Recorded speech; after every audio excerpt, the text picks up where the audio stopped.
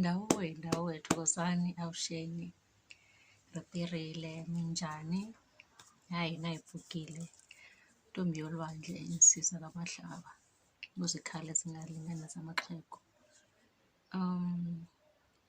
Today I'm gonna do part 2 of Ukufemba. Angihambi ngedwa, ngihamba nomasiyazwanaka nguye umphathi wesikhwama sabandawe kumaye washaruka masodiwo kudakara ayisuwe takamutsa.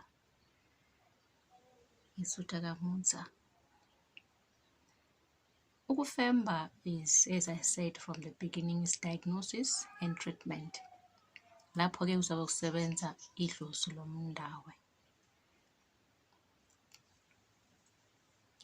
A person goes into a trance, or a sangoma goes into a trance, and then idlozi lomndawe liphakame and then start working.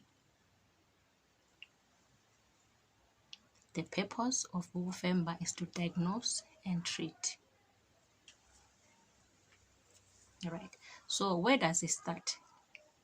Normally at Mahlaba Healing Institute, for us to know that kumele ufembe, sikubona lapha enhlolweni. Inhlolo ziyasho ukuthi lo muntu, you will treat them using impande, you will treat them using imiti. Imiti is a tree, right? In that tree is either use a root or you use a bark or use leaves. So that's what we call umuti. Umuti is a tree. So after inhlolo, they will tell you you can treat this person with this, kumela fute or kumela peite or kumela yophalasa or kumela yogcobisa umzimba. So that will be determined by inhlolo. Inhlolo also will tell you what this problem that this person is having or experiencing is a spiritual attack. For you to treat this, you can still use imuti. Lo muntu angafuta, lo muntu angageza, or lo muntu kumele aye emfuleni, whatever the case. And then inhlolo will also tell you ukuthi lo muntu kumele afembe. You must femba this person so that uzokhona ukuthi uhlangane nemimoya leyo funa ukuthi uyixoshe. You have to negotiate with these spirits for them to go away. Ngemithi kuphela, these spirits will not budge, these spirits will not move. You need to hear them, what they want, what happened to them, and how they can go away. If le mimoya ifike lapha ekhaya because it was brought by your great parents long time ago, ukuthi lizoba nemnotho lapha ekhaya, or they killed somebody onedlozi lomndawe and then lo mndawo manje sewuyakhala, akazange la kuyo ukuthi uyothwasa usebenze, no, ufuna ukubuyela ekhaya. Lo mndawo usakhala ngegujwane leli elabulawa umkhulu wakho. So for you to be able to release lo mndawo ukuthi uhambe, you need to talk to lo mndawo. That's where Ukufemba comes in. Idlozi lo mndawe lizokhuphuka bese idlozi leli elukuwe elihluphayo lapha ekhaya nalo lizokhuphuka litshele lo mndawo ukuthi mina lapha angizelanga ukuthi lo mntana azoba inyanga, or angizelanga lapha ukuthi lo mntana azofemba naye abe inyanga ukufana nalabanye or abe namadlozi. No, yebo ngilidlozi ngikahle, kodwa la emndenini angifikanga ngenkulumo ekahle. Abakibo bangenze so lapha kugojwana leli ebengihleli kulo. Okwamanje ngifuna ukubuyela ekhaya, kodwa ngingakabuyela ekhaya ngifuna lokhu nalokhu. So on mawusebenzisa inhlolo, some of those informations you won't get.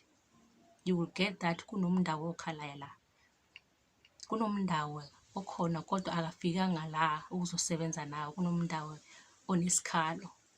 Mase ufemba ke kukhona lapho umndawo lo uzokhuphuka, usho ukuthi yebo ngumndawo ngifikile, kodwa inhloso yami yilokhu nalokhu. ngicela ukuya ekhaya, ngicela lokhu nalokhu okwakithi ngihambe, ngicela ukuthi igojwana leli elabulawa lapha ekhaya lilenze lo msebenzi liye ekhaya. That you get Ukufemba. So when we do Ukufemba, it's only leli dlozi bongo who connects with the spirits and say what is needed. Because I hear somebody will say, you know what, after Ukufemba, I was disappointed because my grandmother did not come out. My grandfather did not come out. As I said from the beginning, from the first video, that I would also explain all those things. You cannot channel idlozi ukuthi likutsheleni lingakutsheleni. Idlozi lizokutshela lokho okufanele ukuthi ukwazi. As I said, Ukufemba is mostly done to diagnose and treat. Diagnose and give instructions. Diagnose and give direction. So if ugogo wakhe has got nothing to do with your direction and your treatment, allow ugogo ukuthi aphumule.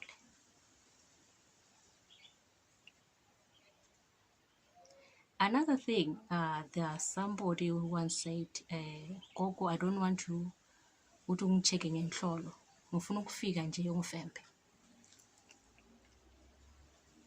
So I told them, you know what, for me to know ukuthi kumele ufemba, I have ukushaya inhlolo. I need to know what I'm dealing with.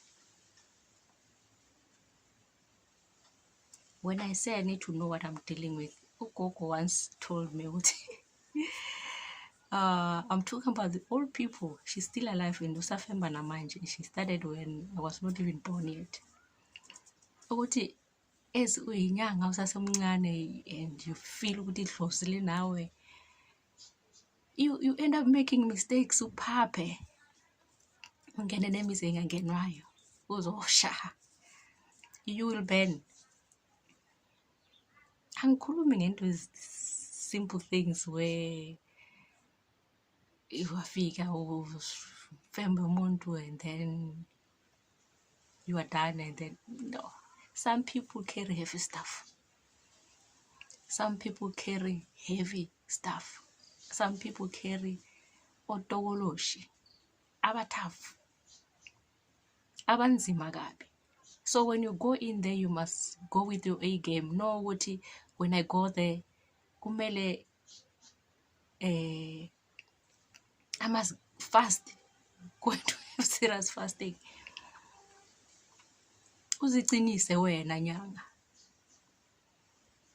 If you know that uhlangana nesipoko esithize and for this spoko to go out, or for this spoko to go out of my body after ngisibambile when I femba, kumele nami lapha emzimbeni ngibe you must be protected yourself. You must protect yourself. Uze lesipoko singasali la kuwe. Protect yourself before you do Ukufemba so that lezi poko zingasali la kuwe. Don't just go into imizi yabantu ungazi ukuthi uyolwa nani.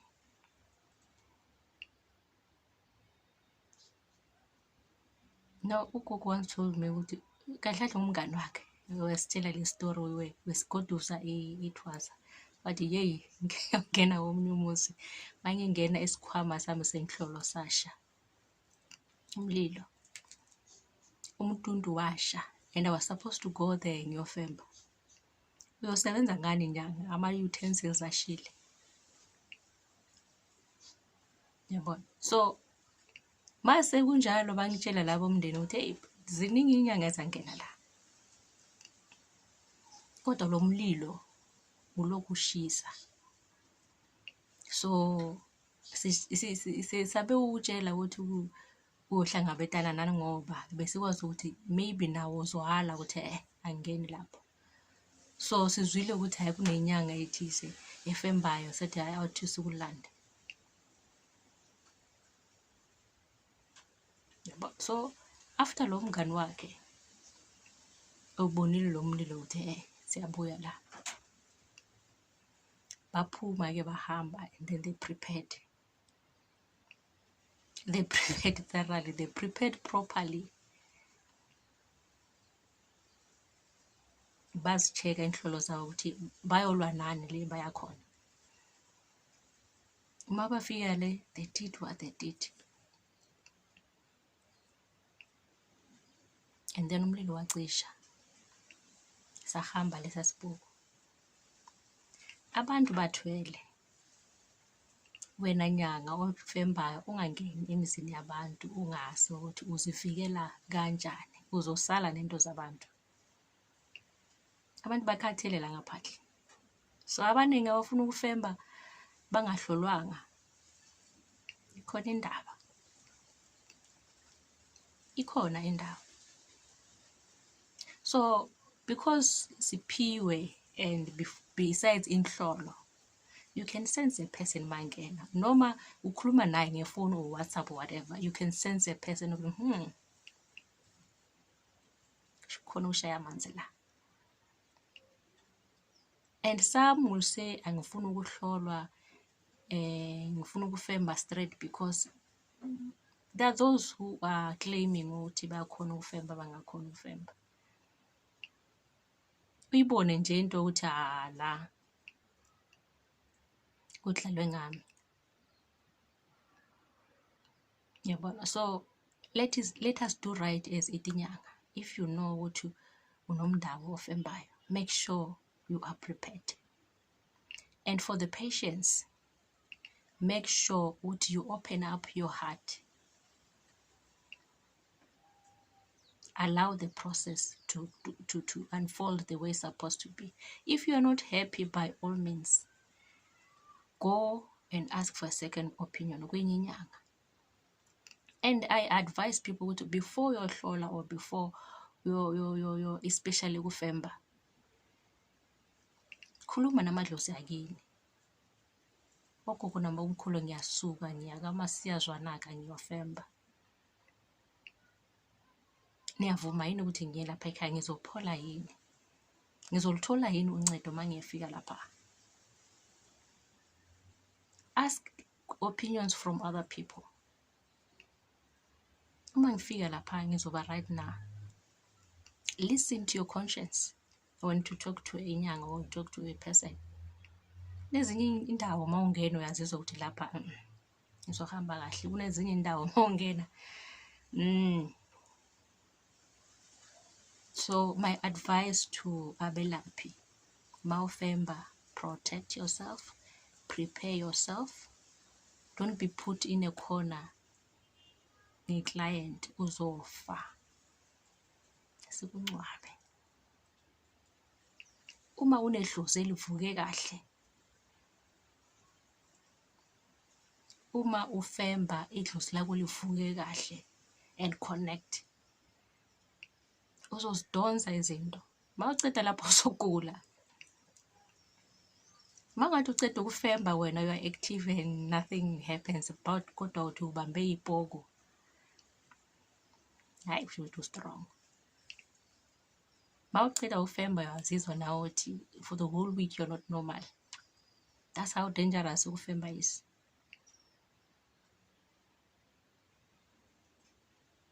So when you need ukufemba and we tell you as a patient, tell us in time, or gogo ngifuna ukufemba, okay, I'm giving you this date. During the week, I am preparing myself for you, physically and spiritually. I am fasting spiritually and physically.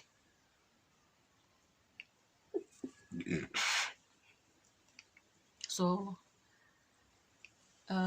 let us not take this way of treating simple as inyanga and patients. So another issue that I wanted to address, the issue leyo ukuthi a patient uzofika naye athi ngifuna ukuthi ungitshele ukuthi idlozi lami lithini, or ngifuna ukuzwa idlozi lami ukuthi lithi ngiye kuphi. Angithi uma ufemba, you sniff and then you take a character of that thing. Uma uthole inyoka, you will act like a inyoka. If uthole isibhoko, like that. If ungumkhulu, like that. So lapho, when it comes to idlozi, where people miss it, idlozi uma selifikile, let's say ngumndawo uvukile uyafemba, bese kunenkinga ngedlozi lomnguni. What will happen kuleli gojwana, which is me? Umndawo wami uzohlehlela emuva and allow idlozi lomnguni to open up the ear. Alalele to this idlozi lakho lomnguni. Bese idlozi lakho lomnguni lizotshela idlozi lami lomnguni to relay the message to you. Uma kungumndawe, yebo umndawo wakho uzokhuphuka atshele umndawe wami the instructions that we need to give you. When it comes to amadlozi, there is no way mina ngingavukelwa lidlozi lakho wena patient.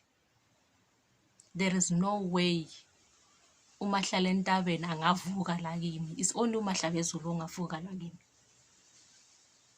So what happens is that umahlala entabeni uzokhulumisana nomahlabezulu ukuze sizotshela wena ukuthi hey, yimi ke umahlala entabeni, wena gojwana or wena patient, ake usukume uyokugogo sibani bani, ngapha komama or ngapha ngabobabakho bakuphahlele. Wase bacedile ukuphahlela, sizokutshengisa ke ukuthi wena sikufuna kuphi, kumele uye kuphi. Hayi ukuthi umahlala entabeni avuke la kimi. No, angisosolanga umahlala entabeni, angisosela ukuvuka umahlabezulu yedwa. So there is no way mangifemba idlozi lakho lizovuka la kimi. Idlozi lakho lizongitshela indaba zakho. Kuyafana nalokho nanoma sihlola.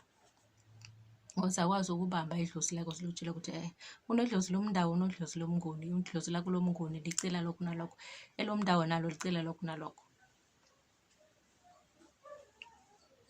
So ningadideki, don't go around asking abantu abafembayo ukuthi idlozi lami alivukanga la kuwe, ngifuna ukuthi idlozi lami livuke kuwe lingitshele ukuthi ngeke kuphi. No, idlozi lakho can only whisper to me.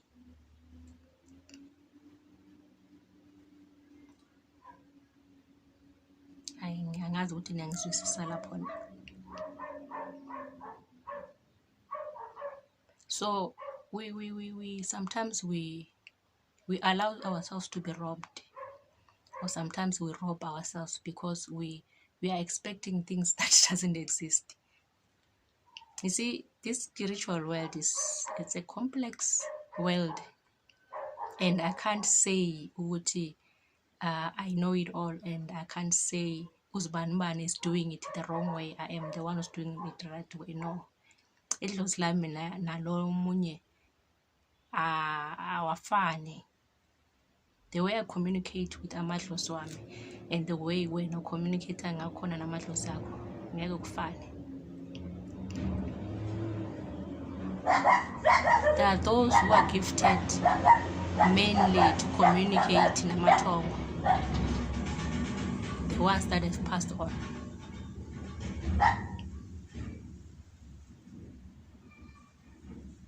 So I can't say uma bona bekwazi ukukhuluma nabo mina ngingakwazi and say it's wrong. No, it's not. So let's not complicate things. Let's not rob ourselves.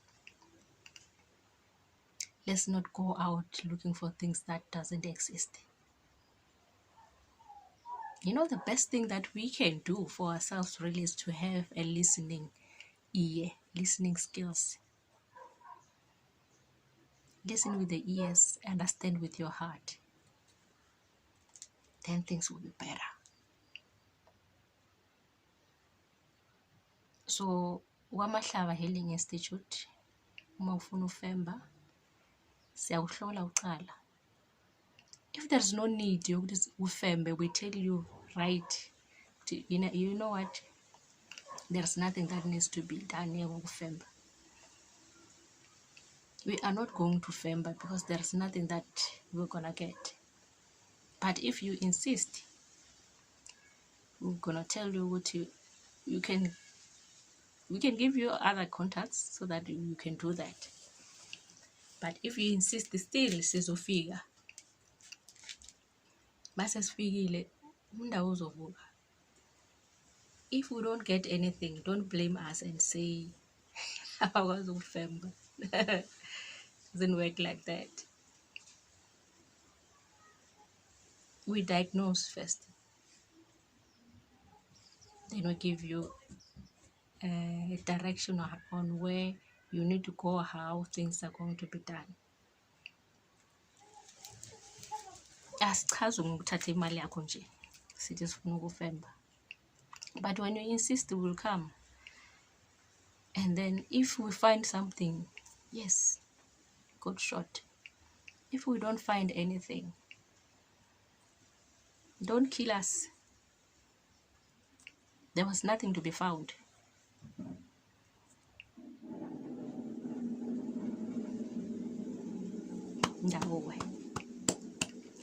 Thokozani, I want to ask you to subscribe to our channel, Olwandle. We are on YouTube. This is where we're gonna be talking more and more about Umdawe, the language, the culture, teaching us about the food that we need to eat if uhamba nomdawe, because some of the things that are hurting us or as is simple, the food that we're supposed to be eating. Impande that you're supposed to be eating for umdawe. Some of you don't really need to go ephehlweni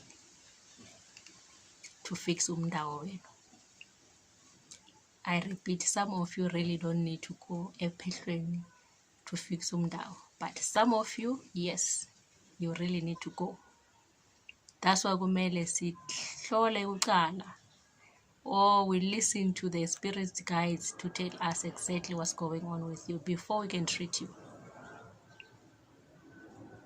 Know yourself, know your history, know your family tree, know where you come from, know your culture. Then it's gonna be easy for you when we try to treat you. It's gonna be easy for you when we start giving you medications to take. Uzosho nawe uthi uyazini umkhulu ushilo ukuthi lokho bebekudla kudala basakhula, umkhulu ushilo ukuthi lokho bebekugqoka, umkhulu ushilo ukuthi lokho bebekunikwa abantwana at this age. Now you will concur to say, you know what ugogo is giving me to eat, or what ugogo is giving me to bath with, is something that I know. It's something that I heard a family member saying about it. Yeah, but don't just go in there blindly, because uzongena la phehlweni lelo uphume, ungena ephehlweni lelo uphume, udle lokhu uphume, udle lokhu uphume, and it's gonna cost, because into lezi asizitholi mahala. We have to travel and get le meat. We have to travel as far as Mozambique, Zimbabwe, because we have been moved from our villages, we've been moved from emakhaya ethu. So do yourself a favor, research about yourself, know who you are first, so that into zizoba lula. I want to stress something here. This is becoming a trend and it's becoming problematic. Yazi isilungu lo sona. Problematic. I'm right now? Yes.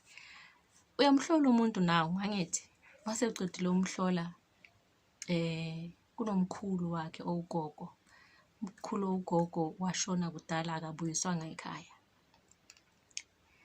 Wena gogo ngiyakuzwa mawuthi ngiyophahla kunini ngomphahla abangiphendula abangezwi labantu. Hayi ngiyakuzwa wena gogo, ngiyakuzwa wena mkhulu, kodwa ngithi kunomkhulu la washona kudala lembuyisanga ekhaya. Lo mkhulu lo, the ones that you are calling when uphahla, is the same person who's still outside the yard. This mkhulu that you upapata kuye, the one that you are calling, is the one who's still outside. It is the same person that we are saying uyakhala uthi nimbuyiseni ekhaya. Hayi gogo wena ngiyakuzwa usho umkhulu lo washona nenkukhu angenayo, kodwa manje ungitshela ukuthi siyothenga inkomo simgeze ngenkomo. Phela lo muntu ufe nenkukhu engenayo, manje mina inkomo le ngiyoyitholaphi yokumgeza? Sometimes we respond in a way yokudelela. Sometimes we respond in a way of ignorance. Sometimes we respond in a way of lack of knowledge. Bese siyakudirecta ke sithi hayi inje lento, I understand akunamuntu onenkomo manje. Kodwa uma uguqa phansi uthi uyaphahla, ubiza bonke abakini, akababa akabomama, bahlangana ke. Mase behlangane bathi hayi nangu uMahlabezulu usibizile uthi unenkinga lapha ekhaya. Mase bahlangene bezwile ukuthi ufunani, bona boba nemeeting yabo ke, bayahlangana ke namadlozi. Muzwile uMahlabezulu uthi kunenkinga lana kudala ezama kodwa akuhlangane. Basho ke abanye bathi hayi siyamuzwa uMahlabezulu, kodwa umuntu lo bekufanele amvulele izinto zakhe ngulo ongakagezwa. Phela lo ngeke abe la enkundleni yethu sikhulume naye ngoba akakagezwa, akakwazi ukuphuma kusimo losi sokufa azoba lapha esimeni sokuba lithongo elihle. Makacala agezwe lo, nguye ophethe inkulumo, nguye ophethe yonke le ecelwa nguMahlabezulu. Umunye asho athi yazini uMahlabezulu ikhanda lake lashisa ngoba uthi yena ngeke ayenze umsebenzi ngoba umkhulu ufe nenkukhu anganayo, kodwa manje kufuneka inkomo uzoyithola kuphi? Haya lisho ke ithongo lenye lithi uma se ezwile